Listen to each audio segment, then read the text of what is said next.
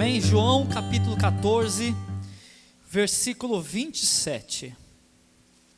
Diz o seguinte: Jesus disse, né? Deixo-vos a paz, a minha paz vos dou. Não vou-la dou como o mundo a dá.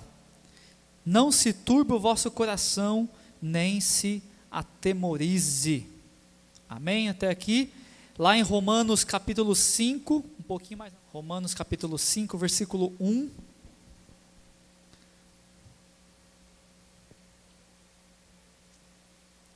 Diz o seguinte: sendo, pois, justificados pela fé, temos paz com Deus, por nosso Senhor Jesus Cristo, tá?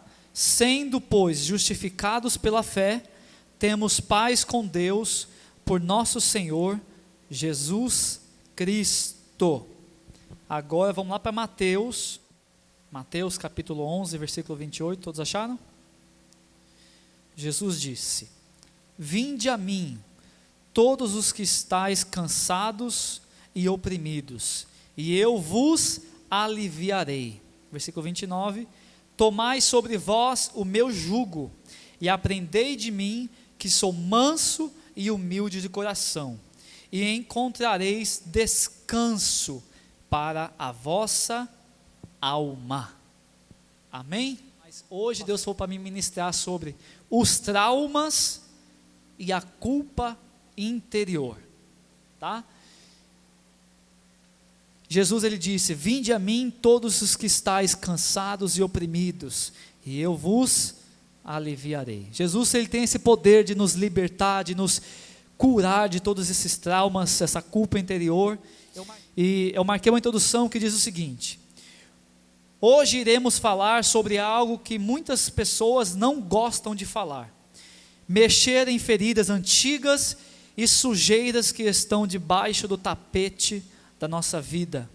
É algo bem dolorido para muitas pessoas, pois a alma muitas das vezes está ferida, está com feridas antigas. Na linguagem bíblica, a maioria das vezes, a palavra alma é traduzida como coração, e deve ser entendida como a sede da inteligência e dos sentimentos e da vontade e das emoções do homem, onde ficam localizadas as lembranças boas e más. Essas lembranças ficam escondidas no coração, ou seja, a alma, e com o passar do tempo aparecem, provocando atitudes, comportamentos inexplicáveis, fazendo a alma adoecer. Através de mensagens negativas, foram através resultado de um passado sofrido, más lembranças, correria do dia a dia, violência nas ruas, cria-se traumas, cria-se um sentimento ruim na alma, luta pela sobrevivência de um modo geral, medos, vinganças, ódios, orgulho, traumas de infância, comparações que foram feitas com a pessoa, ela guardou trauma, um rancor, humilhação, abuso, inconstância, mentiras que foram feitas sobre ela, calúnias, brutalidade, grosseria, vaidade, ansiedade, malícia, injustiça que foram feitas a ela guarda dentro de si, perdas em geral, indecisões, relacionamentos fracassados, abandono psicológico, rejeição e entre outros. Então são muitas as coisas que podem nos afligir, muitas coisas que podem nos atacar, e muitas das vezes nós deixamos a ser nos atacados, e nós guardamos às vezes um sentimento ruim, traumas de infância, traumas de escola, traumas no trabalho, e às vezes nós pensamos e generalizamos aquilo, e começamos às vezes a nos defender de todas as pessoas, por causa de uma coisa que aconteceu. E eu marquei 3 pontos aí, que a primeira é a culpa por algo que nós fizemos errado, ou que deu errado, né? A segunda coisa é a culpa por algo que você deixou de fazer, e você passa a vida remoendo aquilo: poxa, deixei de fazer aquilo. E o terceiro é como posso ser curado de um trauma ou uma culpa interior, tá? Então, a primeira, né, essa culpa de você às vezes planejou algo errado, algo e deu errado, né? Às vezes você carrega consigo e cada vez que você vê algo semelhante, cada vez que você vê algo que te lembra aquilo, ou alguém, ou um cheiro, que o cheiro traz muita memória, ou às vezes uma comida, aí vem aquele sentimento novamente, você parece que tinha esquecido, parece que você tinha, sabe, se libertado daquilo, e vem aquele negócio de novo na mente, vem ao coração, e você começa a lembrar, poxa,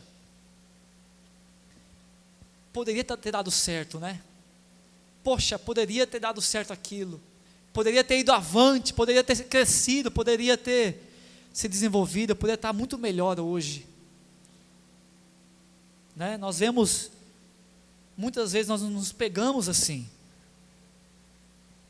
e muitas vezes nós não entendemos, perguntamos para nós mesmos, por quê?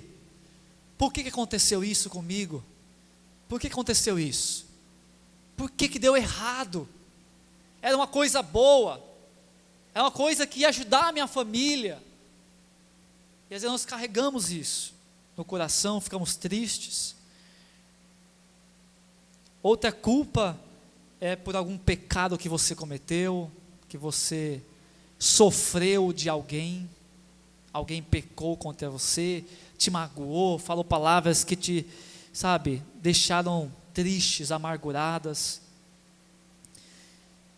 Ou às vezes nós cometemos, lá em 1 João, aí, capítulo 1, versículo 9, diz o seguinte: se confessarmos os nossos pecados, Ele é fiel e justo para perdoar os nossos pecados e nos purificar de toda injustiça.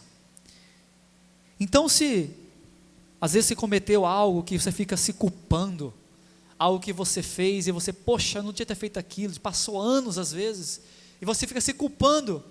A Bíblia diz, João disse aqui, olha, se você confessar os seus pecados a Deus, Ele é fiel e justo para perdoar nossos pecados e nos purificar de toda injustiça.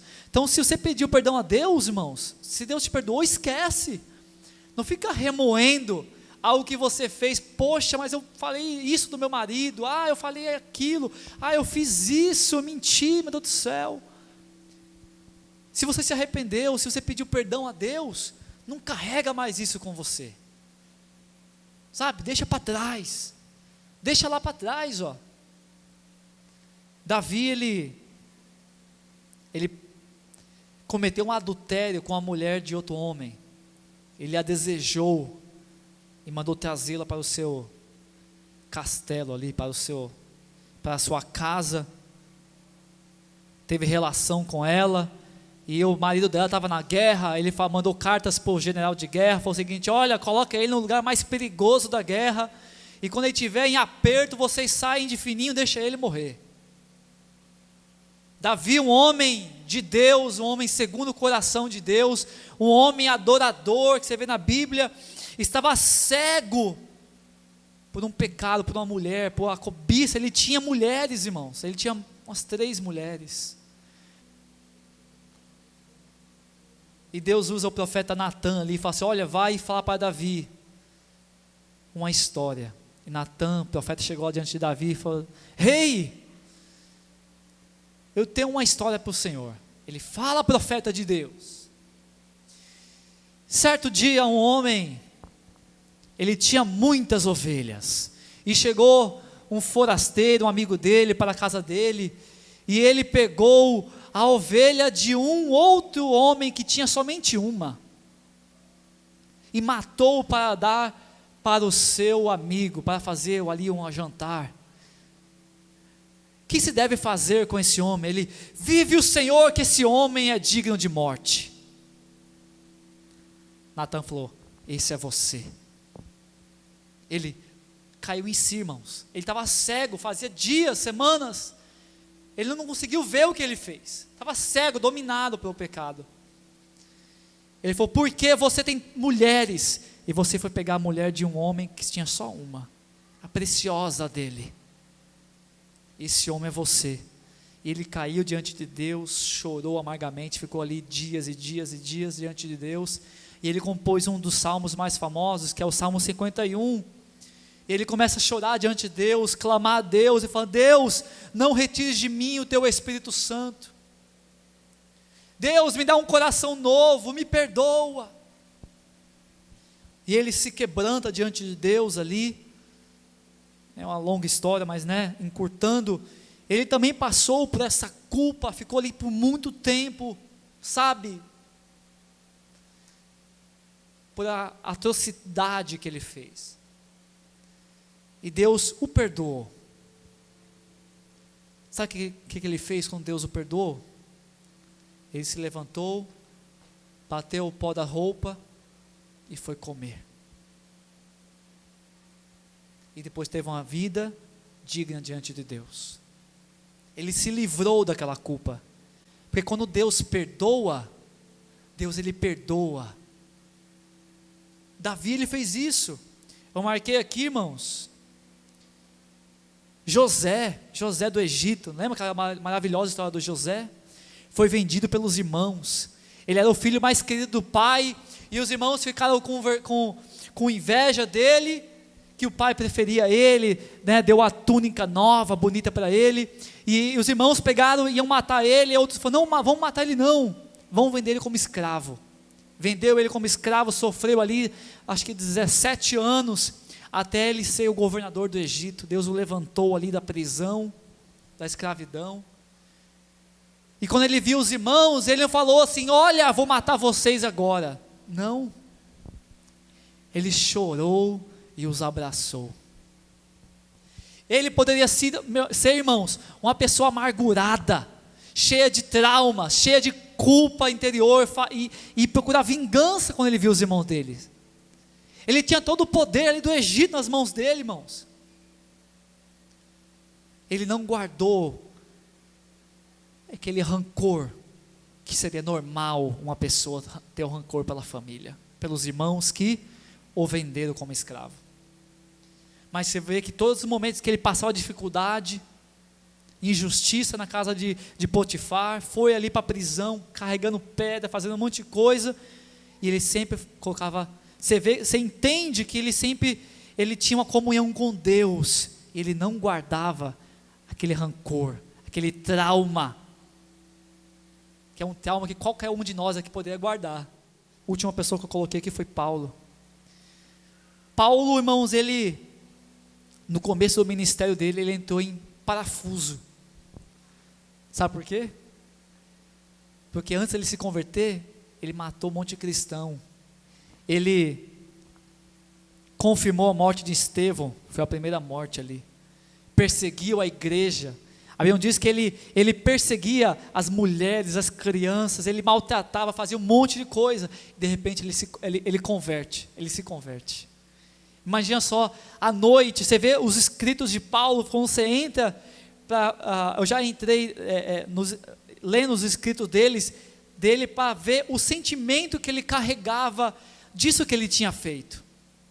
E ele carregava dentro de si, sabe, uma culpa de ter ferido tantos os filhos do Senhor, a igreja de Cristo.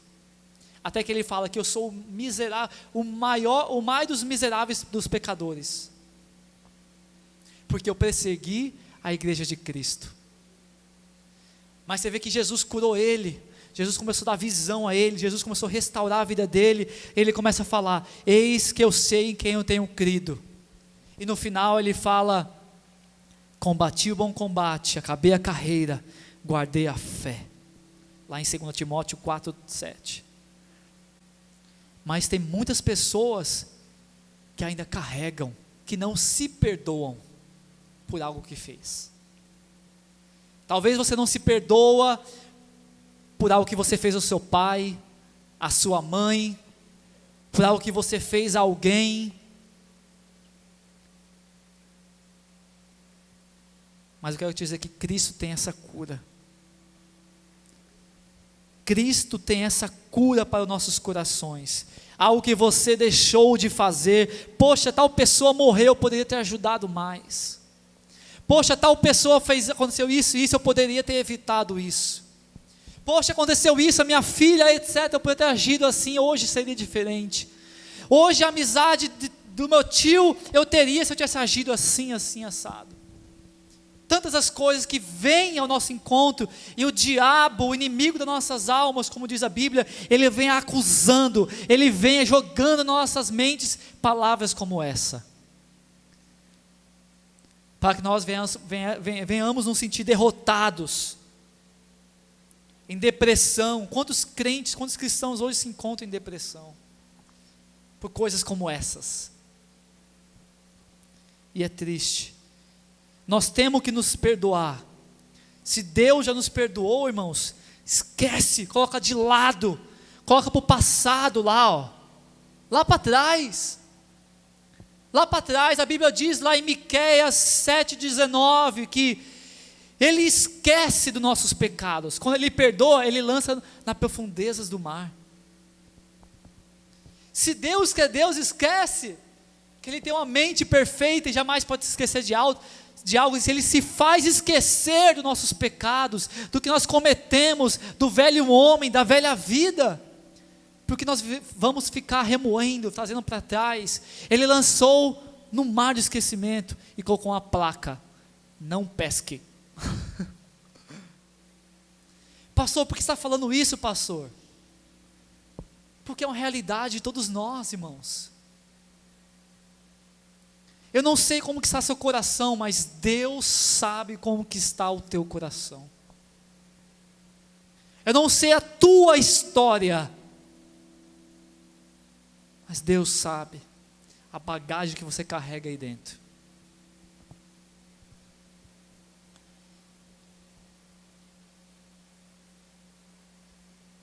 Em Salmo 103, abre lá por favor.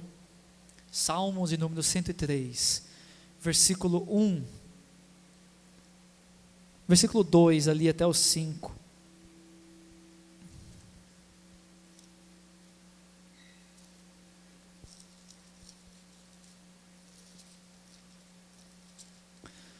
Salmo 103, versículo 2.